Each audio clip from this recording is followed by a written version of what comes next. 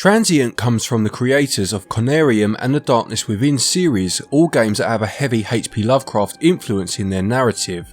Transient is no different in that respect, indeed describing itself as a Lovecraftian cyberpunk thriller, fusing elements of both to create a story based on two genres much loved by the development team. Is the idea though so far up at the mountains of madness that it could just work, or have they made a complete and utter decade of it? I'm Glen Bolger, thank you to the publishing team for the review code, and now let's find out. You cannot comprehend the implications this plays.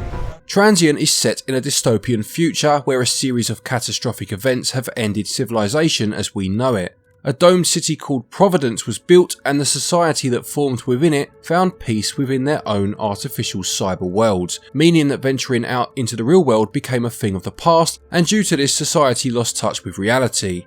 You play as Carter, a man whose dreams are beginning to feel more real, dreams of an incomprehensible realm, one step away from the incorporeal, where beings of great power reside.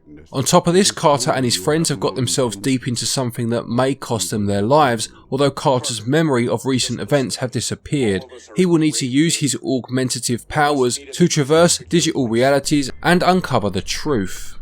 The game cites the work of H.P. Lovecraft as inspiration, naming Beyond the Wall of Sleep as a seminal source of this inspiration, as well as movie Blade Runner in terms of the cyberpunk elements of the story.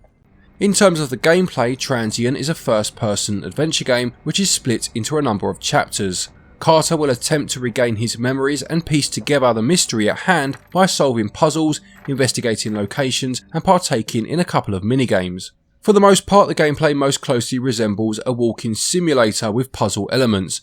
You will visit a number of locations by way of being patched into them from the computer in your apartment, and these environments range from lucid dreams to memories, virtual representations of meeting places, no one goes out in person anymore unless absolutely necessary, and even into the subconscious minds of others. Your objective will update as you move through these settings, with a scan ability highlighting where you need to go next at times, and this scan, or fire to give it its proper name, can also be used to check for abnormalities in an environment or check the circumstances of a death, but it never really elevates past pressing the X button when prompted and then clicking on the highlighted areas in the room or on the body. Sometimes there will be items to find and use elsewhere, although not as many as some other similar games offer, and there is no combat to talk of. There is a bit more interactivity in terms of the puzzles, and whilst never overly taxing, they are fairly intuitive, needing you to use clues found within the game world and stored in your journal or documents. Like I said, they could have done with being a bit more difficult, but they were probably the strongest part of the game on balance. There are a few other mechanics at play, such as needing to mix particular herbs and liquids, again based on ingredients found around the environment, and these will concoct serums that enhance the protagonist's senses, which act more as a narrative point, but the mixing part does add another element to the game at least.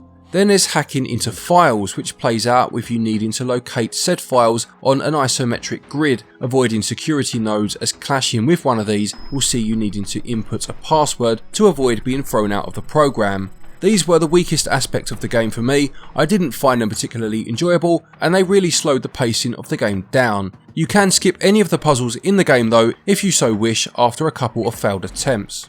Finally, there are a couple of mini-games which play in the spirit of older video games, which was a bit of unexpected fun. I won't elaborate on them or show any footage, so you can come across them for yourselves if you pick the game up. In terms of controls, you move your character with the left stick and camera movement is assigned to the right. You can run by holding down R, A is your interaction button, Y accesses your journals, and X uses the fire scanning system. These basic controls are fine, although attempting to move the cursor over some objects can be quite awkward, and it's also very difficult to actually see the cursor at times. There are also just a few strange choices, such as not being allowed to use the D-pad when navigating things such as keypads. Instead, you are forced to drag the cursor slowly over the numbers. Thankfully though, these moments are rare. Gameplay effectively equates to a walking simulator, with a lot of the environment being incredibly linear and the action taking a backseat to the narrative, which whilst imaginative is a bit confusing at times. Environmental puzzles and a few other gameplay mechanics do manage to mix things up a tad, and gameplay including story scores 14 out of 20. Controls work okay most of the time, the cursor can feel a bit stiff and there are a couple of odd design choices, but on balance they also get 14 out of 20. When it comes to the visuals, Transient's premise of being a Lovecraftian cyberpunk thriller gives it quite a bit of scope for a variety of backdrops and environments, and it does use this fairly well. The dystopian future is displayed with an interesting mesh of futuristic ideologies and ideas, and old and outdated technology, perfectly embodied by Carter's workstation, which includes the ability to patch into dreams and memories, but is controlled by a decrepit looking keyboard. It's a method that classic cyberpunk movie Blade Runner adopted perfectly in terms of how it built its world, and you can strongly see the influence here. It's a shame that more of the outside world isn't shown, as it would have been nice to fully explore this future not quite so fantastic, and it does feel a bit of a missed opportunity even if it is explained away via the storyline. On the Lovecraftian side, there are nods to the work of Lovecraft in terms of names used or statues resembling classic sketches and illustrations from his work, and the otherworldly and cosmic settings used do make for a strong juxtaposition when compared to the dank and grimy cyberpunk dwellings. Again though, everything just feels very claustrophobic due to the linearity of the levels. Performance wise, things are quite impressive. I didn't encounter any real incidents of pop-in, something that has plagued similar games I've reviewed for the Switch, and whilst there were a couple of occasions where textures would load in a bit late, and some frame drops here and there, on the whole the game felt polished and ran well. Audio wise, there isn't a prominent score as such, although there are a few musical twangs here and there, again sounding quite reminiscent of some of the music found on the Blade Runner soundtrack, but most of the time atmosphere is built through ambient sound and background noise. The main source of world building though comes via the voice acting, and whilst it's pitched at a level where it grounds the game in a sense of reality in air quotes, it didn't always quite hit the mark for me. The main character's voice actor actually sounds a little bit like Sean Bean. I'm assuming he's a Yorkshireman like Bean, and whilst he does a good job and I like the character, it did feel as if he didn't quite express the full range needed for some of the lines of dialogue. Visuals blend the dystopian world well, and performance is solid, and they score 16 out of 20. Audio is sound, but I do feel that more could have been done here to really elevate the experience further. It gets 14 out of 20. Transient costs £17.99 and regional equivalents are on your screen now. If you are watching this review on or around the original time of release, there is 15% off of this price up until the 15th of December. For this price you are getting an adventure that would probably last most people around the 6-hour mark, although obviously each individual's competence at solving problems will factor into the overall playtime. This is an extended edition of the original game, and as such includes what the blurb calls additional gameplay, a new ending and other quality of life features. Having never played the original, I cannot really attest to what additional gameplay may well mean, but there are also some collectibles to find and in-game achievements to strive for those looking for a bit more for their money. All things considered, I would say the standard price is a bit too high, but credit where it's due, it is a polished experience and value scores 12 out of 20.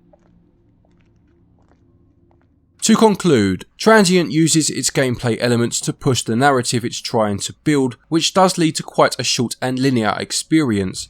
This is punctuated with some decent puzzles and a couple of nice surprises, and on the whole, I enjoyed the game for what it was. The story though just didn't quite resonate with me, perhaps because I am a huge fan of cyberpunk and also enjoy lots of the traits of Lovecraft's type of horror, but somehow, even with such scope to work with, the story was just too disjointed and most disappointingly not remotely scary considering it classes itself as a horror experience. From a cyberpunk perspective, I would place the stories of similar games such as State of Mind and Observer above Transient's, but it's probably sitting in second place from a gameplay perspective comparative to those other two games. Worth a play though if you have an interest in either of the two genres involved, but perhaps at a sale price.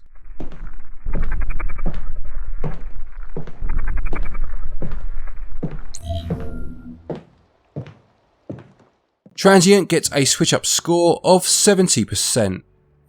Fine. Thank you everybody for watching this review, I hope you enjoyed it. Please do remember to leave a like if you did. A quick thank you to our Patreons as always for your continued support, and to each and every one of you for watching our videos. Take care, and until next time, happy gaming.